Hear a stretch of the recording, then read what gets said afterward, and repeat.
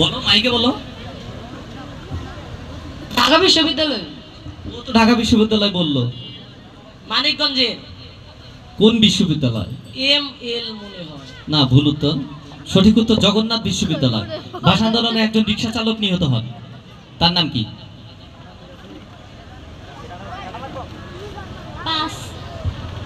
কেউ আছে? আওয়াল। সর্বশেষ প্রশ্ন, সর্বদলীয় কেন্দ্রীয় রাষ্ট্রভাষা কর্মী পরিষদ গঠিত হয় 1952 সালের 31শে জানুয়ারি। সভাপতি কে ছিলেন?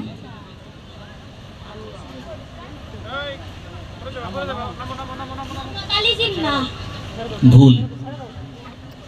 কাজী গোলাম মাহবুব। ভুল। মৌলানা আব্দুল হামিদ খান ভাসানী।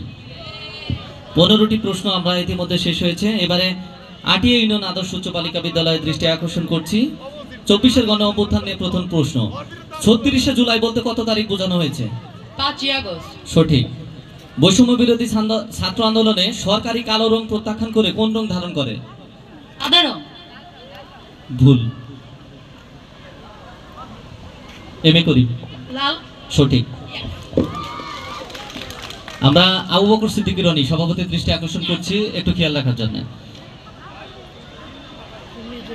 3 নম্বর প্রশ্ন, তৎকালীন প্রধানমন্ত্রী শেখ হাসিনা কত তারিখে পদত্যাগ করেন? 5 আগস্ট। সঠিক। মুগ্ধ কোন বিশ্ববিদ্যালয়ের ছাত্র ছিলেন? BUP, Bangladesh university of professionals. সঠিক। 5 নম্বর, 21শে জুলাই কোটা সংস্কার করে আদালত নতুন করে রায় দেন। কত শতাংশ কোটা রেখে রায় দেওয়া হয়? 60%। সঠিক। 52 ভাষা আন্দোলন নিয়ে প্রথম প্রশ্ন, অর্থাৎ প্রশ্ন নাম্বার 6। স্কুলের দৃষ্টি আকর্ষণ করছি। বাংলাদেশের বাইরে শহীদ মিনার কোথায়? শহীদ মিনার তৈরি হয় কোন দেশে? যুক্তরাজ্য, লন্ডনে। ভুল। মাস্টার কিন্ডারগার্টেন নাকি? Tokyo, Japan. জাপান। সঠিক উত্তর। তুমি একটু খেয়াল রাখো কোনটা আগে। বাংলাদেশের বাইরে প্রথম শহীদ মিনার তৈরি হয় কোন দেশে? সরি,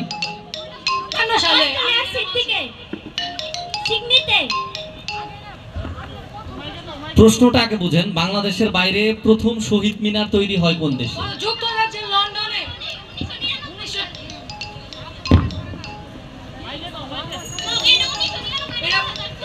যুক্তরাজ্যের লন্ডনে করছে।